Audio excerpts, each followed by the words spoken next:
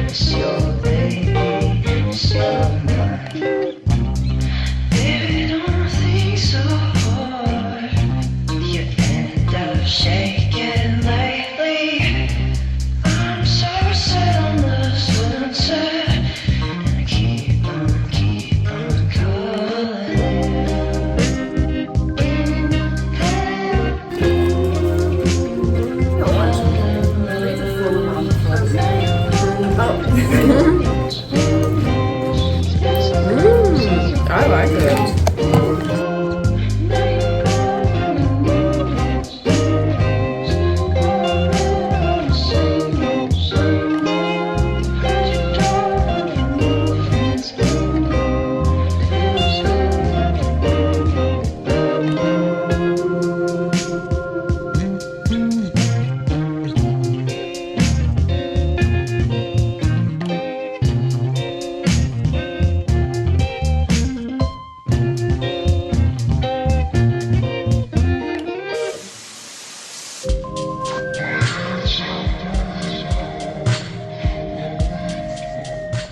See it. Give us a taste test. Okay. Alright, so add a little bit of rice and a little mango and sauce.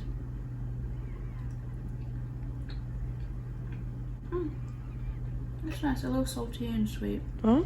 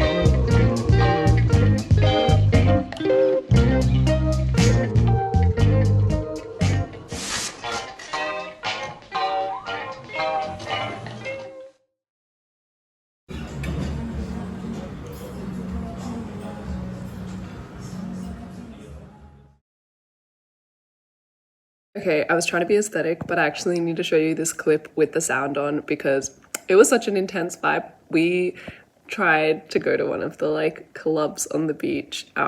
Neither of us is exactly the target audience, I think, for that kind of club, but we literally just sat and watched the fire show, and clearly I was watching the moon because it was really pretty.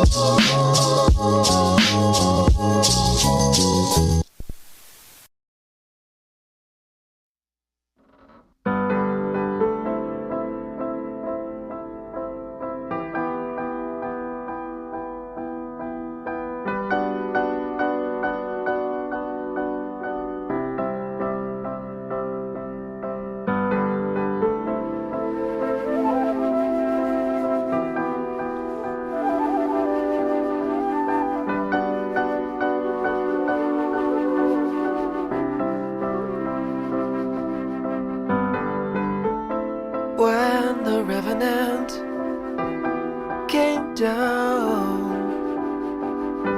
we couldn't imagine what it was.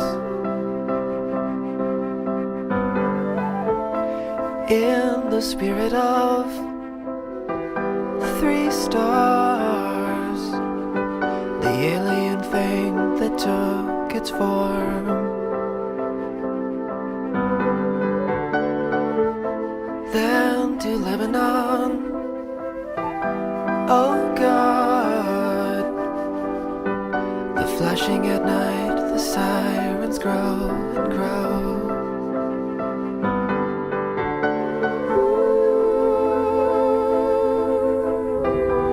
History involved itself, mysterious shade that took its form.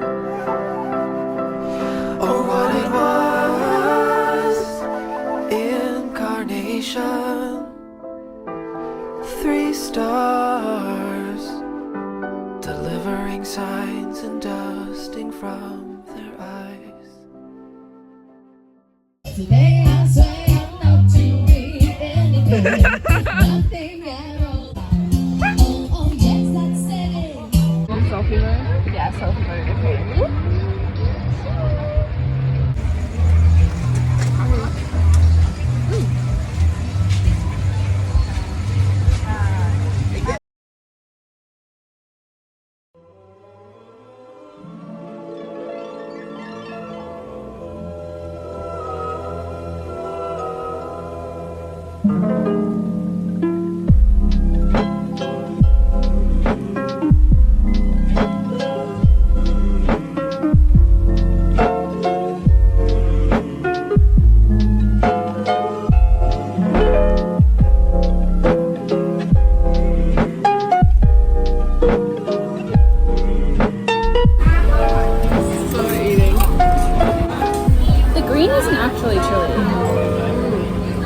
Different places do it differently. I think this is maybe more chill.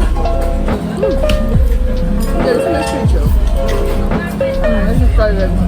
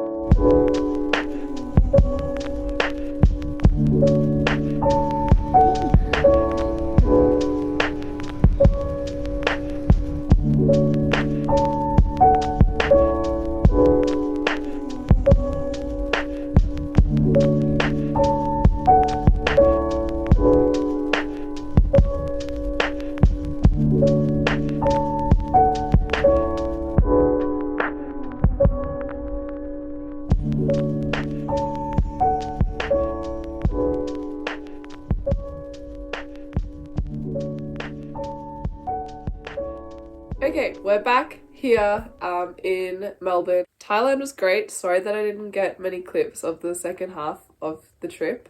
I just was sick and recovering mostly, but I also didn't do much more reading. I managed to finish last night, so I want to talk about that.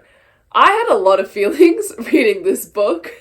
It was actually a massive fucking roller coaster that I was not ready for. I'm gonna try to stay vague and I'll let you know if I'm going into like spoilers specifically, so you can skip that if you'd like. But very soon into the book, like a few chapters in, someone important to the main character dies. The loss and grief elements of this book definitely got me. We were on a speedboat to like a day trip to go snorkeling in the middle of, you know, a nice little island holiday, and I'm just sitting on this boat and I felt like crying. I actually don't know how to give a summary for this because it, like, when you look at the cover, it kind of is selling itself as a romance, and sort of hinting at this tension between two best friends who are like maybe secretly in love with each other. The actual story is quite a different vibe to that. Like, I would say it is much more the drama and dealing with grief. Like, those are definitely the biggest things. There is a romance, but it only really comes in the second half of the book.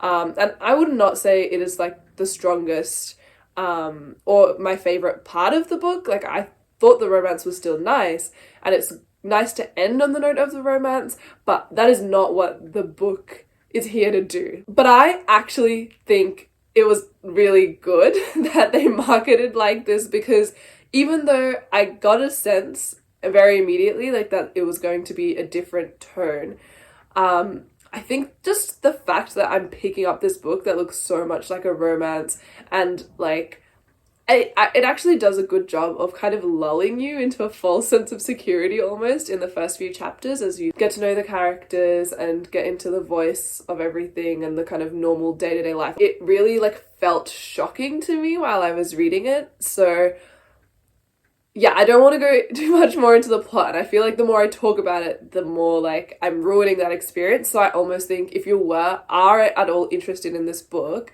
like maybe pick it up at a point in time where you're not going to be disappointed that it's not a fluffy romance. Like, go in wanting like a proper an emotional reading experience, I guess, but don't go in with any more expectations than that. Yeah, my overall thoughts were I did enjoy it a lot because I thought that emotional roller coaster was done really well. Like, I was really on the ride, and I like the writing. I like her writing style. I think she does very like day-to-day realistic and relatable experiences really, really well.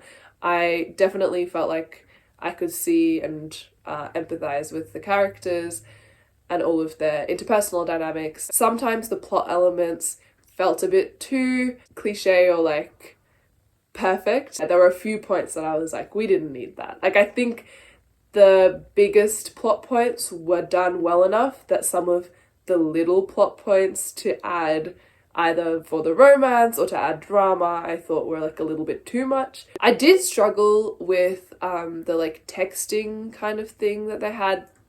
Gimmick, I feel like that was the vibe I was getting. It was used a lot in this book and I sometimes struggled with it, and I don't know if that's just a tone thing because it's like British millennial texting. Like, genuinely, maybe I wasn't reading that right because I'm not used to texting in that style. It was a really confusing start because you start with a text exchange with an unnamed character before you've even actually met the main character. So I kind of had no idea like who was saying what, and like I think the formatting specifically in the book, it's not like two different people are texting. You're just getting a text exchange and I don't know who's sending what. So that was kind of annoying, but that's more of a pet peeve. This book actually felt like the podcast Normal Gossip that my friend who's behind the camera actually listens to. I was also recapping what was going on to the friend I was traveling with, and it just felt like I was sharing the most ridiculous gossip. And I think that's a testament to the fact that the characters and situations are pretty well written, so it feels real. Like I was like, I could imagine these scenarios playing out hypothetically. I'm just gonna go into spoilers now and you can skip ahead. I'll put like a little timestamp where you can skip to. Okay, the spoiler summary for anyone who's interested. Main character is in this group of 4 friends, and one of the friends, Ed, she is in love with, or slash they kind of were in love with each other, but there was a messy situation and he's ended up in a long-term relationship with someone else and they never talked about their feelings for each other. So it's kind of a will they, won't they, but very much seems like they won't. But she's just emotionally trapped in this like weird situation. I don't like Ed is the first thing to say. Like, I don't know, he was a coward and avoidant. But they're in this group of 4, and Eve's best friend, Susie, who's in this group of 4, gets hit by a car, like 5 chapters in. She dies. It's very shocking and unexpected. I thought that was actually done really well. Like, I genuinely felt like we got to know Susie, and there were very subtle ways that the author showed us how Eve misses Susie and like made us grow attached to the character, and did a really good job keeping her alive throughout the book, even though she wasn't there as a character but just in Eve's mind. All the small details I think really added up for me. But then the next shocking thing is that there are these old letters that show that Susie slept with Ed like 10 years ago, but they both kind of knew that Eve was in love with Ed and they did it anyway and they kept it a secret. I enjoyed Susie as a character, and I enjoyed the kind of dilemma that Eve was faced with of, you know, really loving and grieving for this person but also feeling completely betrayed and having no closure for that betrayal. But I thought that arc was done really well and I was pretty happy by the end for Susie to be forgiven. I think Ed, his arc where he ends up quite forgiven, his apology at the end felt a little bit too like shiny and nice for me. It's supposed to kind of be this guy who is very caring and has these good values, but I didn't buy it, to be perfectly honest, considering how avoidant he was and proved to be throughout the book. So the other plot twist is basically that it's not a love story between Eve and Ed, which is kind of what you're set up for. The love interest is actually Susie's brother who lives abroad and like comes back with a funeral and is a bit of a grouch, and people are like, oh, we don't like him. And there's also this mysterious, like, he had falling out with the family, he's bad news, he's a bad person, but you don't actually know what the reality is. I would love people's thoughts on him as a character, because at the end it is revealed that basically all of the weird buzz is because he was being abused by his father, like quite badly, and people in his family just either didn't know or dismissed it and hid it and didn't believe him, and perceived him as like the troublemaker. I didn't feel great about that reveal and how it was done.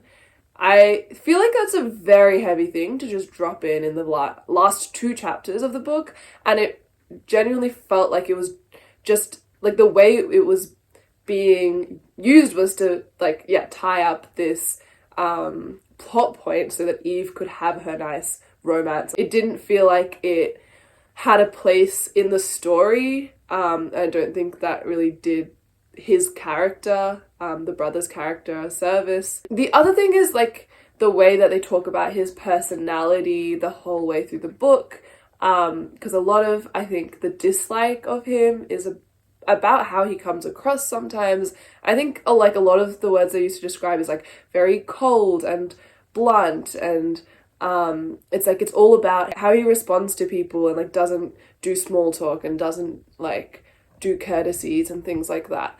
And I genuinely thought that we were maybe going to go into a direction of like neurodivergence. Like I was like, the way that the book was talking about it was like, there is something different in how he communicates, and it rubs a lot of people off the wrong way. But like, I was hoping there was going to be an arc of like, maybe there are some reasons why, like maybe he's neurodivergent. I don't know. I want to know if I was the only one who thought that. I was really reading it like that. I think he just needed different communication style and someone to like actually have a good faith conversation with him to like open up and be vulnerable. And like maybe it is just that he has a sort of protective outer shell because of the abuse, and like that in its own way is like kind of neurodivergent or adjacent to that, like he has just gone through trauma. I think I didn't get enough closure or development of his character. I liked him and I liked their romance, but it didn't get enough, I think. And honestly, if the book was a bit longer and we had a bit longer with him, maybe it would have felt a bit more complete. The final third, I think I enjoyed less, even though it's not that I didn't like their romance, I just don't think it was the strongest part of the book. And by that point, I think because there had been no romance until then, I feel like the author's priority was on the romance again over maybe more of the characterization and depth. I think that's my main thoughts and feelings. I'll end this update here. I have started A Case of Exploding Mangoes, and it's just taking me a little bit longer to get through than I thought. It's like set so far in like an army military context, and so there's a bit of like the formalities around like army titles and how things work that I think I'm taking longer to get my head around. It's like much more of a political commentary and satire, I think someone described it as, so I just find that a little bit harder to get through, or I go a bit slower. Yeah, I hope you enjoy the vloggy parts of this, and I'll see you in the next update.